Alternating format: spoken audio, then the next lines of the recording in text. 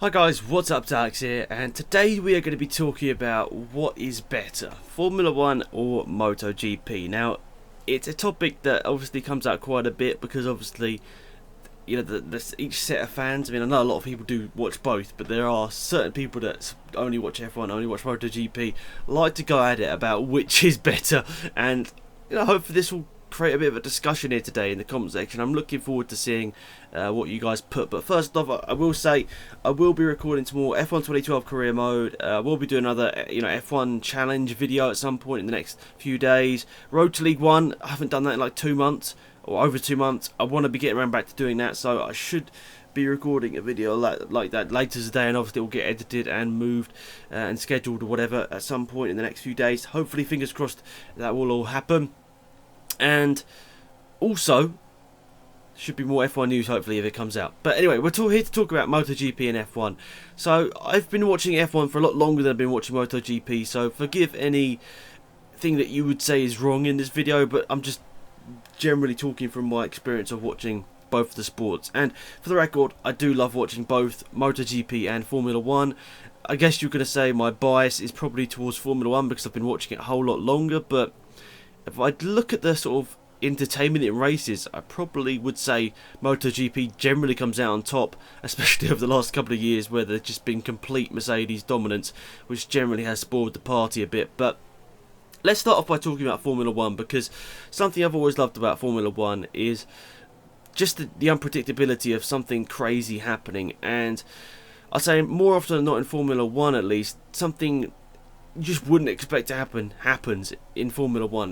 Maybe like once or twice every few years something insane happens. If I recall, Spanish Grand Prix wasn't it, when Pastor Maldonado won. I don't think anyone predicted that at the start of the season, that Pastor Maldonado, who was pretty rubbish in 2011, goes ahead and wins a Grand Prix. That's insane. That's like somebody on like a mid-table MotoGP bike suddenly getting a win, and that sort of stuff doesn't really happen in MotoGP. I mean, generally, I'd say 95% of the time, it's either a Honda or a Yamaha winning a race. I can't remember the last time someone that wasn't one of those two won. You can correct me if I'm wrong, but it generally is one of those two guys winning, and it probably, or generally is, the same case in Formula 1 nowadays. But a few seasons ago we had 4 or 5 different cars in contention for race wins, and that's something about Formula 1 that maybe lost it in the last couple of years, but definitely 2012, start of 2013, 2010 as well. So it's quite a few times in the last 5 and 6 years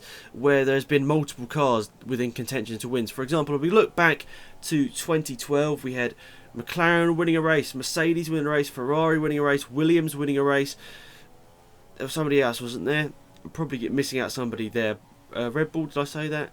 I can't remember. But there's loads of people that were in contention for race wins, and we had 7 race winners in the first 7 races of 2012, which I think forever, in my memory at least, is going to be a season to remember. I know I always bang on about it, but it's just an incredible season for me. I really loved that year of Formula 1. I wish we could have that every year, but we don't generally have 8 different race winners, which was the eventual total in 2012.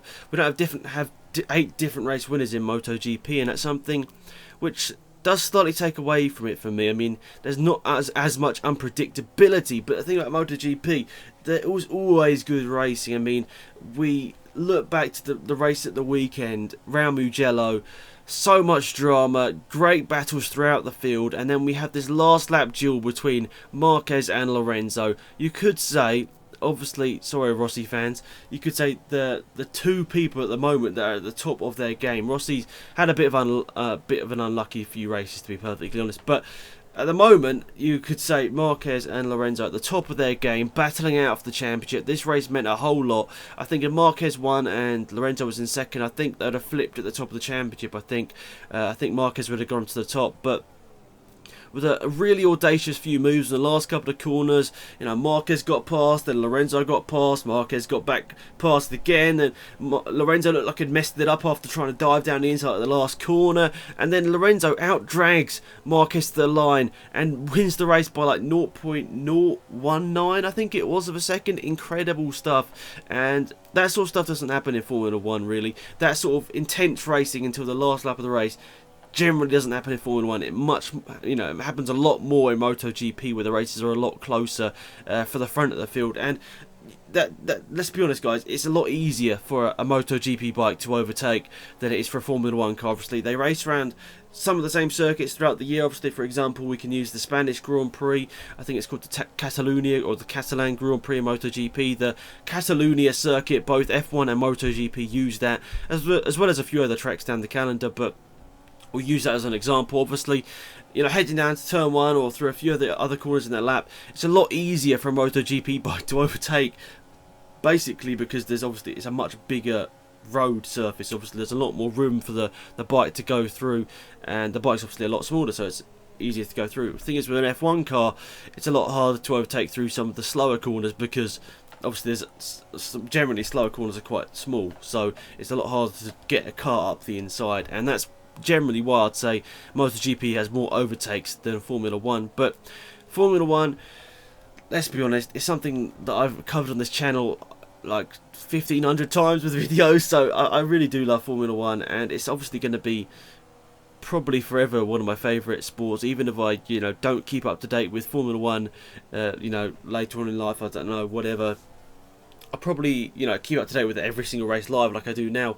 I'll probably still keep up to date with the results, and it's tough. With MotoGP, will I do that? I don't know. The thing is, with MotoGP, I found somebody that I liked and I supported, which is Jorge Lorenzo, and I don't really have that with Formula 1 nowadays. Then when you support someone in a series, it makes it a lot more interesting, because obviously you're willing them on. And since Adrian Sutil retired from not from MotoGP, from Formula 1, I don't know why, it's not as interesting for me. There's not been that person to cheer on, to try and get a good result, even though Sutil never had a good car in his career, really. He made it interesting for me because he did these unexpected results. He was always hailed as a quality driver in his first few years in Formula 1. Obviously lost it a little bit towards the end of his career with few things that happened.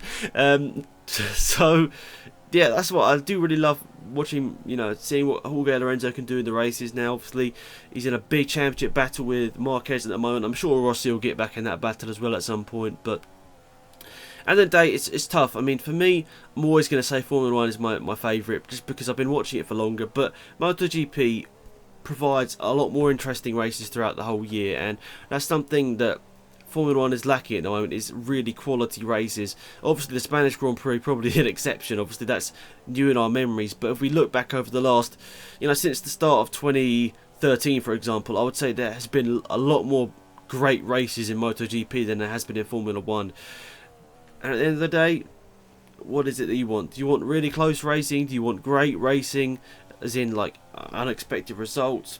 Let me know in the comment section down below. I'm going to probably say Formula 1, just because I've probably been watching it a little bit longer, and I've obviously got that bit of bias there. But MotoGP is an incredible sport. Or are you one of those people that think you just can't compare?